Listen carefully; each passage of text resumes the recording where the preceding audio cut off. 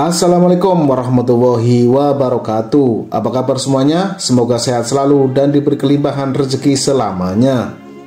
Seperti biasa, Fafza akan bercerita tentang alur cerita film India. Kali ini Fafza akan memilih film yang berjudul Equivalent Return. Film ini bercerita tentang pria patah hati yang berubah menjadi psikopat berdarah dingin.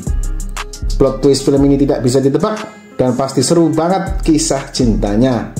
Oke, tidak usah berlama-lama, ini dia ceritanya. Di awal cerita diperlihatkan sosok pemuda bernama Gautam datang ke pesta pernikahan mantannya menggunakan moge. Di tengah acara itu, Gautam membuat keributan di dalam pesta. Baku hantam tidak bisa dielakkan. Nampak Gautam menghajar salah satu bodyguard di sana di wajah bertubi-tubi.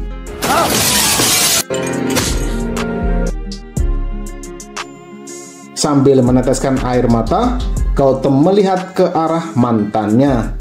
Mantannya pun ikut menangis. Mantannya kemudian menghampiri Gautam dan menciumnya.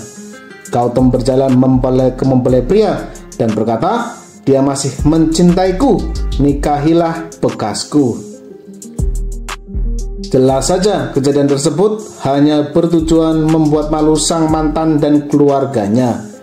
Gautam pun pergi dengan angkuhnya. Kejadian itu seketika viral di media sosial. Banyak influencer yang memparodikan kejadian Gautam tersebut. Salah satu parodi yang terkenal atau yang viral dibawakan penyanyi yang bernama Arfi Malhotra. Dikarenakan viral, Gautam dipanggil ayahnya. Ayahnya kesal dengan ulah Gautam. Ayahnya membekukan semua rekening dan kartu kredit Gautam sampai dia bisa mengangkat seseorang menjadi sukses, bukan menjatuhkannya, supaya Gautam tahu betapa susahnya mencari uang dan reputasi. Gautam pun menerima tantangan ayahnya. Gautam pun pergi. Keesokan harinya terlihat Gautam mendatangi Arfi yang sedang manggung sebagai penyanyi pembuka. Gautam berkata kepada Arfi jika dia bisa manggung dan dapat exposure di medsos berkat dirinya. Gautam bilang ke Arfi hanya penyanyi gagal. Arfi kesal akan perkataan Gautam. Saat hendak pergi, Arfi bertemu Kiran, penyanyi terkenal di kotanya. Arfi ingin ngobrol dengan Kiran, tapi dia cuek saja. Malahan tidak disangka Kiran menghampiri Gautam dan terlihat lebih akrab dengannya. Saat Kiran ingin tampil, Arfi berkata bahwasanya ketenaran, pengikut, dan uang yang Kiran dapatkan saat ini harusnya lah miliknya. Karena Kiran hanya menyanyikan lagu-lagu remix saja. Dia masih 34 tahun, sedangkan Kiran 36 tahun. Temannya menjawab, "Mustahil kamu di posisi itu selama Kiran masih ada." Malam hari, saat di hotel, listrik hotel tiba-tiba padam. Kiran yang ada di dalam kamar didatangi sosok bertopeng yang memintanya untuk menyanyi. Ternyata sosok itu adalah Gautam. Dia sengaja melakukan itu untuk menakuti Kiran supaya membatalkan manggung, sehingga Arfi bisa tampil di panggung tersebut.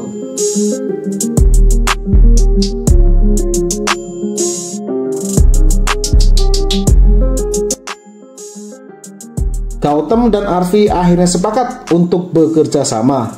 Di setiap acara, Gautam selalu menakuti Kiran agar Kiran tidak jadi manggung.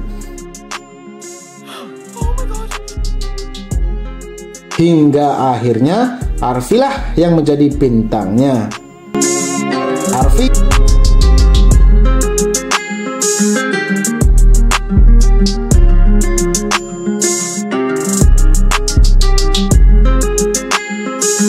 Arfi akhirnya mulai jatuh cinta dengan Gautam. Arfi mulai terkenal dan makin populer. Konser tunggal Arfi rame dan selalu meriah.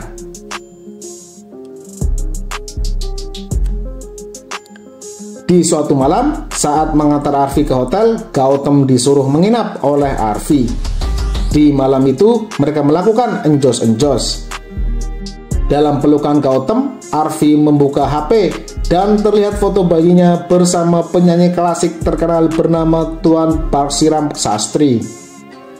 Arfi mengaku bahwasanya ibunya adalah kekasih gelap Parsiram Sastri.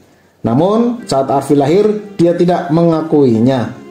Arfi ingin menyanyi di depannya hingga dia bilang bahwa Arfi adalah anaknya. Dan di saat itu, Arfi akan membalas dendam dengan berkata, "Kau bukanlah ayahku. Pergilah kau ke neraka." Itulah dendam Arfi. Gautam hanya tersenyum dan berkata, dia akan selalu ada meskipun tidak ada orang yang datang kepada Arfi. Keesokan paginya, teman Arfi datang memarahi Arfi. Ternyata berita Bakri Sam ayah tiri Arfi viral di media televisi. Arfi menduga ini bentuk balas dendam Gautam.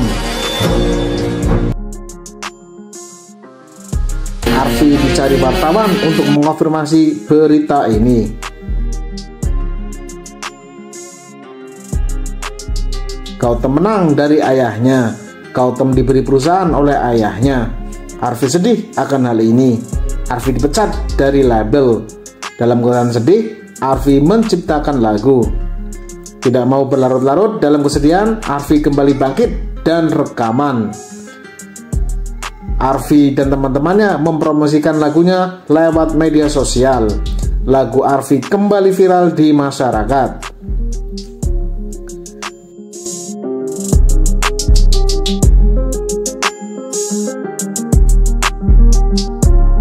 Dalam sebuah pesta, Gautam melihat mantannya ada di sana. Gautam menyemprotkan senpi ke arah mantannya. Sontak saja kekasihnya marah. Gautam lalu pergi menghindar. Tidak sengaja, Arfi juga ada di sana. Arfi langsung berpaling melihat Gautam. Gautam dipukul pakai botol oleh kekasih mantannya. Gautam menangis pukulan tersebut. Namun, melihat Arfi pergi, Gautam sengaja tidak melawan agar dipukuli. Gautam terus dihajar habis-habisan. Gautam akhirnya jatuh tersungkur. Arfi lari dan membawa Gautam ke rumah sakit.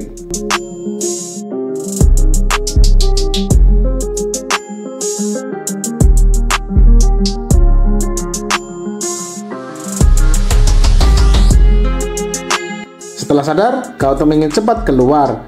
Gautam terjatuh lalu dipapa Arfi. Ternyata Arfi menunggu Gautam selama di rumah sakit. Mereka sebenarnya masih saling jatuh cinta.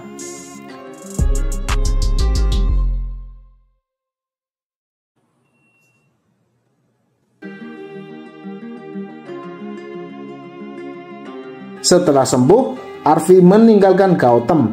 Gautam berusaha mengejar dan meyakinkan Arfi. Arfi berkata jika dia cinta Gautam, namun sepertinya Gautam hanya menganggap itu balas dendam saja. Arfi mengira cintanya bertepuk sebelah tangan. Arfi berkata cinta tidak harus melibatkan dua orang. Mungkin cintanya tidak sempurna, tapi baginya Arfi itu sempurna. Kini dia mengerti mengapa ibunya tidak menuntut ayahnya. Arfi lalu masuk ke mobil. Gautam terus mencoba meyakinkan Arfi. Gautam memohon diberi satu kesempatan lagi, terus meminta maaf dan bilang I love you. Arfi hanya bisa menangis dan terus menjauh.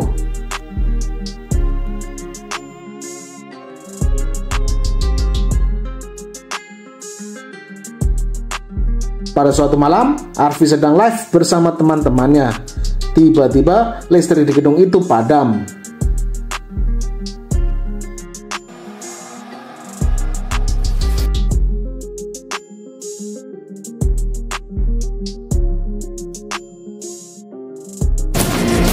Tiba-tiba sosok bertopeng datang memecahkan jendela kaca. Dalam live tersebut terlihat jelas sosok bertopeng terus menghajar teman-teman Arfi. Arfi berlari ketakutan dan terus berlari. Arfi lalu bersembunyi di bawah ranjang. Sosok bertopeng itu menyeret Arfi. Arfi berteriak menyebut nama Gautam. Arfi mengira itu adalah Gautam.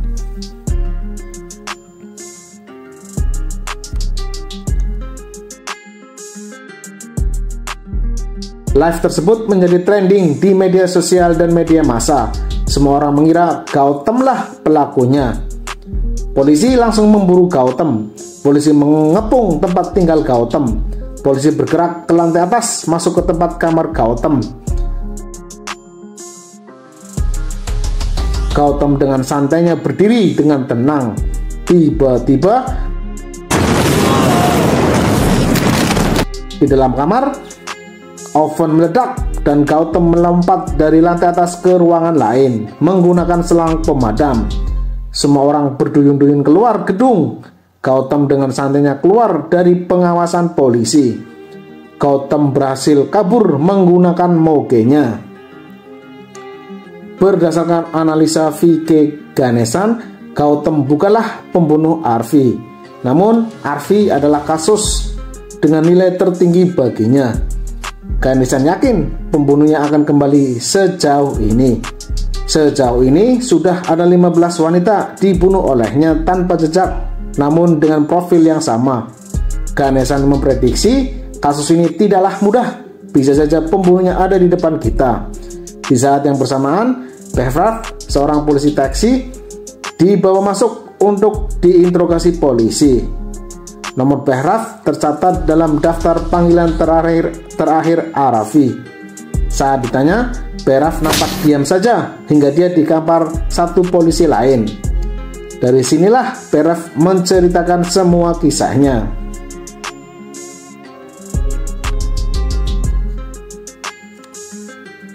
Singkat cerita, Behrav jatuh cinta dengan Rasika, seorang SPG di sebuah retail. Rasika sering menggoroti duit Behrav untuk belanja agar dia bisa kejar target. Rasika adalah langganan taksi online Keshav Behrav. Behrav selalu meminta bintang 5 setelah Rasika turun. Rasika menggambar emotikon senyum dan bintang di kacanya. Keshav Behrav semakin bucin sama Rasika. Behrav selalu membelikan apapun yang diminta Rasika. Mereka semakin akrab dan sering jalan berdua.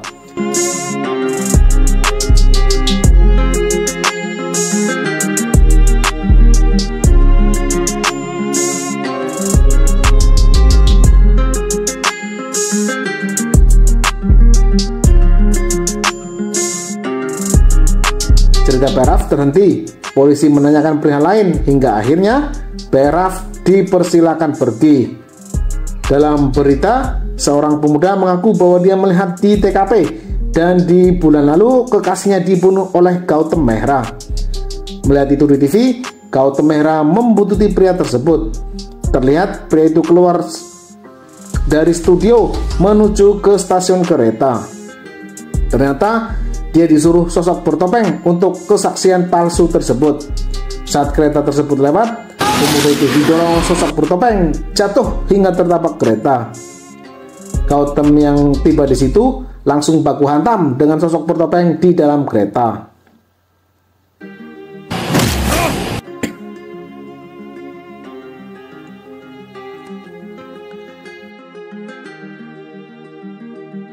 Dalam baku hantam tersebut, Gautam berhasil merebut topeng psikopat.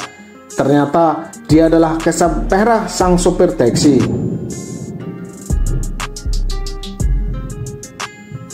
Behrav menghancurkan lampu kereta satu persatu agar sosoknya tidak ketahuan. Behrav bertanya kepada Gautam, dalam aksinya tidak ada satupun kekasih korban yang datang, tapi mengapa dirinya datang? Behrav berkata, akulah pahlawan dalam kisahmu. Ketika kereta berhenti, Behrav hendak melangkah pergi. Namun tiba-tiba Gautam menarik bajunya hingga terbawa kereta. Namun Behrav berhasil kabur dan selamat.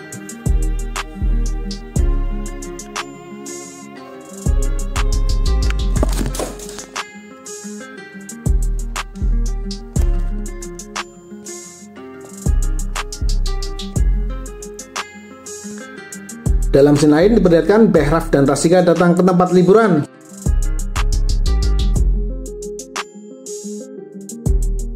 saat hendak masuk kamar, Bayraf pergi untuk membeli sesuatu. Ternyata Bayraf membeli kain sari, bunga, dan mengambil beberapa uang di ATM. Melihat itu, para preman pasar hendak merompak Bayraf. Mereka mendorong Bayraf meminta barang berharga. Mereka menodong Bayraf meminta beberapa barang berharga. Cincin yang hendak untuk melamar Rasika diambil mereka.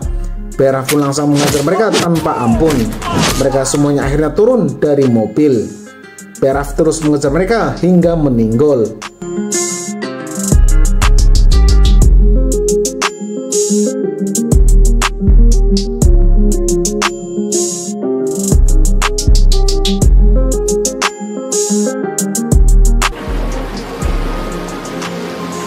Sesampainya di tempat, Bayraf kaget melihat Rasika bersama pria lain sedang enjos-enjos. Bayraf berlinang air mata dan hatinya sangat hancur.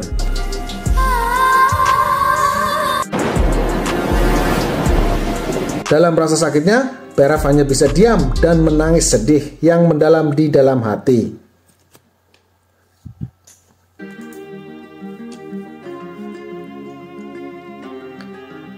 Beberapa hari berlalu, terlihat Rasika kembali dijemput Bayraf. Sikap Bayraf sedikit agak berbeda sekarang. Rasika berkata, dia adalah Atul, manajerku. Dia menipuku, berpura-pura cinta namun memerasku. Dia punya beberapa foto hot milikku, sehingga aku tidak berdaya. Tolong aku Bayraf, tolong aku Bayraf. Sambil tertawa, dia bilang, cerita Rasika itu bohong belaka. Dasar bodoh, pria macam apa kamu, kata Rasika. Sebenarnya saya suka manajerku. Dia tahu apa yang aku inginkan, namun istrinya terus mengawasi kamu. Akhirnya saya ingat kamu ke Lokanava. Kamu membawa ke sana manajerku yang membawaku ke kamar. Dalam diam, Bayraf hanya bisa menyeka air mata di matanya. Karena kurang fokus dan keadaan hujan, Bayraf hendak menabrak truk. Rasika menghentikan mobil dan keluar. Bayraf mengejar Rasika dan memeluk erat dirinya hingga meninggal.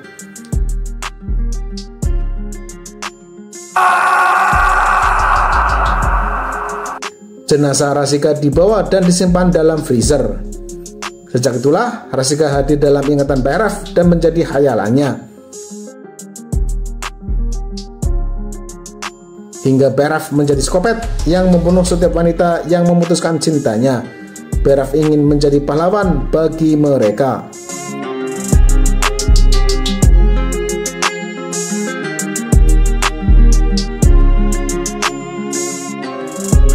Namun, kini Ganesan sudah mengetahui dalang dibalik kasus berantai ini. Dalam konversi pers, Ganesan sengaja menyebut Gautam sebagai pelakunya. Ganesan berpesan agar Gautam segera menemuinya dirinya di mana saja. Setelah pulang ke rumah, ternyata Gautam sudah ada di dalam. Ganesan menganalisa pelakunya ada di Seven Island Zoo. Mendengar itu, Gautam langsung pergi ke lokasi. Namun sayangnya Ganesan didatangi Bayraf. Bayraf mengatakan jika Arfi belum meninggal. Ganesan lalu dihajar hingga meninggal.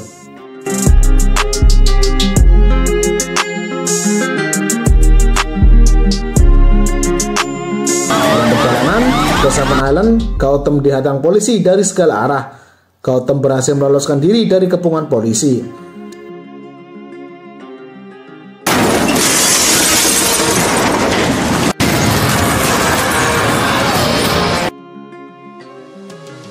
Di scene lain, terlihat Arfi yang masih hidup mencoba keluar dari ruangan dari celah sempit. Arfi berhasil keluar dari celah tersebut lalu keluar. Namun saat hendak sampai gerbang, Arfi melihat Gautam di sana. Arfi akhirnya berbalik arah hingga tertangkap Bayraf.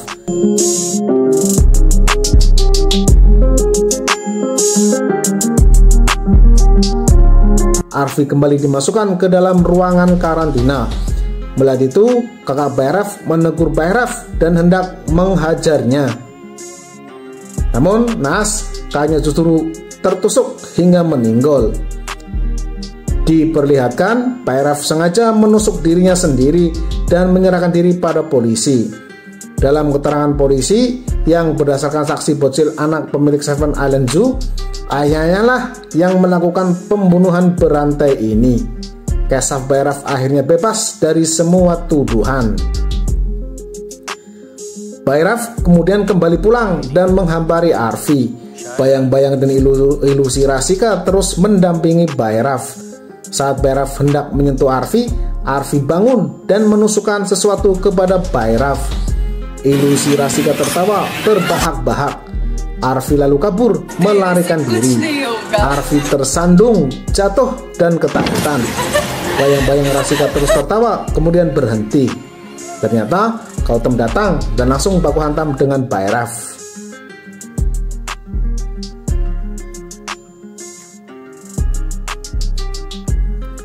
Terlihat mereka saling menjatuhkan satu sama lain hingga akhirnya Bhairav berhasil menjatuhkan Gautam. Dalam ilusinya, Bhairav meminta Rasika memberi bintang dalam pertarungannya kali ini. Namun Gautam tertawa terbahak-bahak dan berkata bahwa Rasika tidak ada. Gautam menyadarkan Bhairav bahwasanya dialah selama ini yang melakukan sendiri, bukan Rasika. Rasikamu sudah meninggal.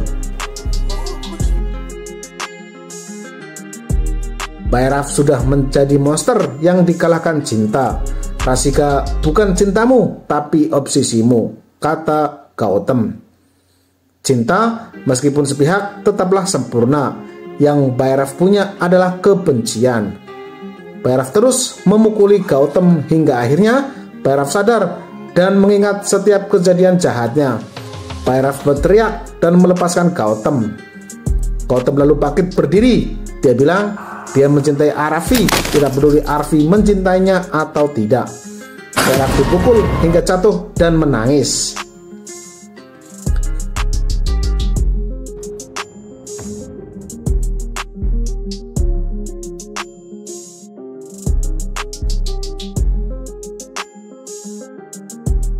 Di akhir cerita, ilusi Rasika datang kembali. Bhairav masuk ke dalam kandang macan yang dikiranya Rasika. Bhairav diterkam macan tersebut. Arfi dan Gautam kembali pulang. Arfi kembali konser dan film pun berakhir. Oke, itu saja dari saya. Sampai jumpa lagi di cerita lain. Wassalamualaikum warahmatullahi wabarakatuh.